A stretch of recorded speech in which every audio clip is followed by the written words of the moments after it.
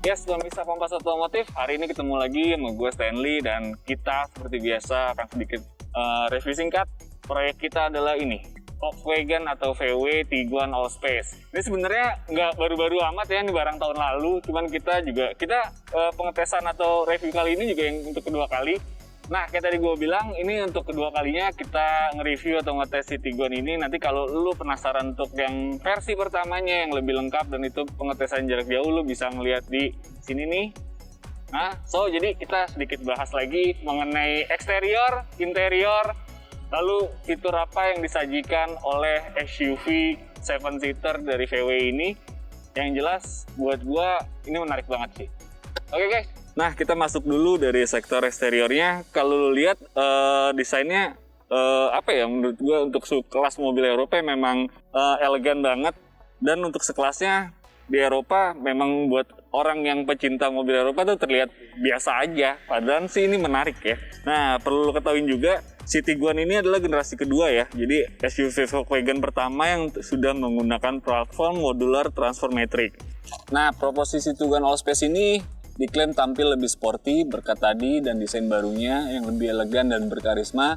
Yang menariknya lagi, walaupun lo lihat nih desainnya sedikit boxy ya atau gambot lah, tapi bobotnya sebenarnya tuh terpangkas sekitar 50 kg dibandingkan generasi pertama atau model sebelumnya.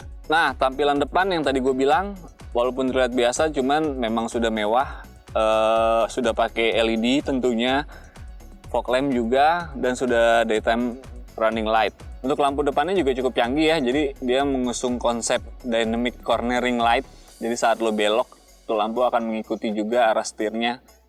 Lalu grillnya meskipun tadi terkesan biasa saja, justru ini menampilkan sisi karismatiknya dia sebagai mobil Euroval.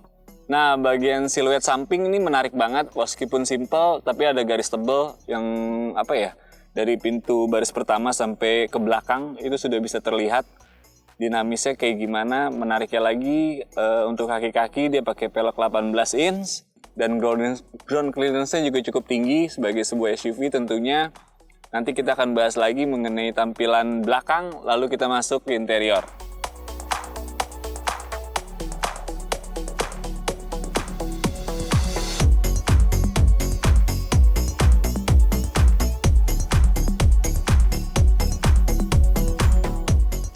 Nah, untuk tampilan belakang sebenarnya nggak jauh beda dengan tampilan depan. Kalau mungkin lo yang suka atau gemar dengan mobil Eropa, si Tiguan ini memang tampilannya kalem alias biasa aja, minimalis.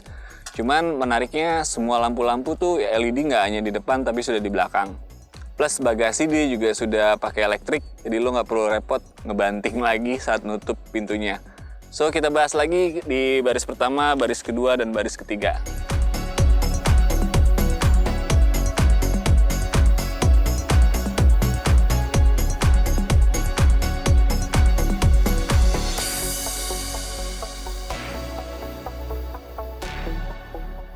Nah, masuk ke baris pertama, kalau lo bisa lihat ini semua desainnya serba gelap, hitam dari dashboard sampai lapisan kulitnya, letternya di jok hitam semua dengan sedikit-sedikit sentuhan ornamen silver pada bagian list joknya, detailingnya. Lalu di bagian dashboard juga ada di dekat konsol tengah, plus baris kedua dan baris ketiga masih senada, letter hitam juga, menampilkan sisi elegannya sebagai mobil Eropa ya. Nah, menariknya nih guys, lo lihat desain dashboard itu miring, condong ke pengendara karena memang dia mengedepankan driver oriented. Karena dia mengusung konsep driver oriented, jadi semua tombol sudah disajikan yang mudah dijangkau oleh pengendara. Kalau lihat di kemudi juga sudah ada tombol-tombol untuk fungsi sebagai informasi yang bisa lo lihat di speedometernya, lalu ada cruise control juga, pengaturan audio sampai handphone, lalu ada voice command juga. Nah, tepat di bawahnya, sebelah kiri, di tuas persneling sudah lengkap juga. Jadi dia sudah electric brake, sama ada auto hold juga. Plus ada pilihan berkendara. Nanti kita akan bahas mengenai pilihan berkendaranya apa aja. Nah, kayak tadi gue bilang, si Tiguan Allspace ini sudah punya mode berkendara ya, pilihan mode berkendara. Jadi lu tinggal pencet aja di sebelah kiri dekat tuas persneling. Ini ada pilihan Eco, Comfort, Normal, Weight, ada sport, ada individual. Masing-masing tentu punya fungsi yang akan berpengaruh pada driving style lo atau sensasi berkendara yang ditawarkan. Kalau Eco biasanya memang untuk ekonomis, normal biasanya digunakan ya dalam kondisi normal ya. Comfort juga sebenarnya nyaris-nyaris sama. Untuk sport, jelas putaran torsi akan sedikit lebih terasa dan lebih responsif. Individual tuh lu tinggal sesuaikan mana yang pas buat lu dibawa berkendara sehari-hari.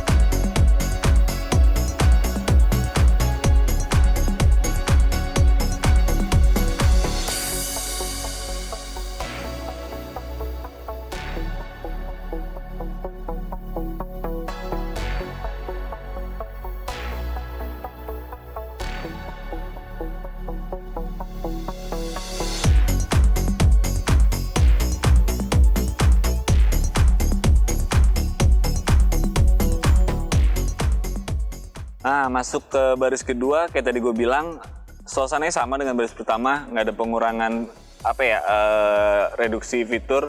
Jok masih tetap dibungkus dengan kulit yang sama dengan baris pertama. Begitu juga nanti saat lo lihat baris ketiga. Menariknya nih guys, sebagai sebuah SUV, ternyata masalah kelapangan kabin pun cukup nyaman ya. Tadi gue udah sempat duduk di baris kedua dan baris ketiga. Untuk baris kedua tuh tandem desain masih lumayan jauh sekali, masih nyaman lah. Untuk baris ketiga memang so-so, dalam arti kata kalau ditempatin untuk anak kecil mungkin masih menarik ya. Kabin lapang atau kelapangan kabin yang didapat dari Tiguan Allspace ini juga nggak lepas dari peran modular transfer metric tadi, platformnya ya. Berkat itu jadi secara kelapangan pun bertambah. Nah, untuk mesin, Tiguan Allspace pakai mesin, lu pasti kaget, 1400 cc turbo. Tapi tenaganya diklaim mampu menghasilkan 150 bhp dan torsinya 250 Nm. Sedikit gue ceritain sensasi tadi gue berkendara singkat di jalan tol, memang torsinya cukup padat di putaran bawah. Enak aja pokoknya saat lu nyobain ngegas, itu mobil anytime lu injek pedal gas, dia langsung responsif banget. Pokoknya intinya dia responsif banget untuk bodinya yang lumayan besar seperti ini. Nah guys, tadi kita sudah sedikit ngetes performanya dia. Kebetulan dia punya mode berkendara, tadi kan ada sport, ada bla bla bla dan lain. Coba tadi kita ngetes pakai mode normal menggunakan Race Logic. Jadi kita ngetes kecepatan dia yang sisi responsifnya dari 0 sampai 100. Nah ini gue bacain hasilnya ya. 0 sampai 60 tadi kita ngetes dapat 5,3 detik. Lalu dari 0 sampai 100 kita dapat 11,2 detik. Jadi cukup responsif untuk bodinya dia yang bongsor, dan untuk mesin 1400 plus turbo ya segitulah yang didapat. Menurut lu gimana? Menurut gue nih cukup responsif sekali ya. Nah guys, itu tadi cerita kita satu hari bersama VW Tiguan Allspace. Jadi banyak banget yang kita dapetin. Kita tadi udah ngebahas sedikit soal desainnya lagi, kita ngebahas lagi untuk interior, tadi kita ngebahas fitur juga. Yang paling penting tadi kita melakukan pengetesan ya, sensasi berkendara plus dengan Race Logic. Tadi kita ngetes juga sisi responsifnya dia dari 0 sampai 60, lalu dari 0 sampai 100. By the way, tadi kita juga sempat uji dia nih di track habitatnya dia, tracknya SUV tanah. Dan hasilnya memang ya so-so lah untuk sebuah SUV ya, masih bagus juga. Nah, dengan rentan harga 625 juta untuk sekelas SUV, mungkin ada banyak pilihannya. Cuman untuk si Tiguan Allspace ini ternyata dia punya kelebihan-kelebihan yang ditawarkan. Tadi kalau lihat fiturnya ada mode berkendara, cukup banyak yang ditawarkan. Lalu ada parking assist juga. Sayangnya tadi kita emang nggak sempat nguji, nggak sempat ngetes. Tapi di video kita sebelumnya itu sudah ada pengetesannya. Nanti lu mungkin bisa lihat lagi di sana. Buat gua, kayak tadi gue bilang, ini salah satu jadi alternatif pilihan menarik lah SUV. Buat mungkin lo yang bosen dengan merek Jepang, atau mungkin nyari sesuatu yang beda dengan sensasi Eropanya yang memang mewah banget. Gitu guys, thank you. Untuk pantengin terus channel Kompas Otomotif, like, subscribe, dan kalau ada komen atau apa ya monggo aja. Thank you guys, sehat-sehat selalu.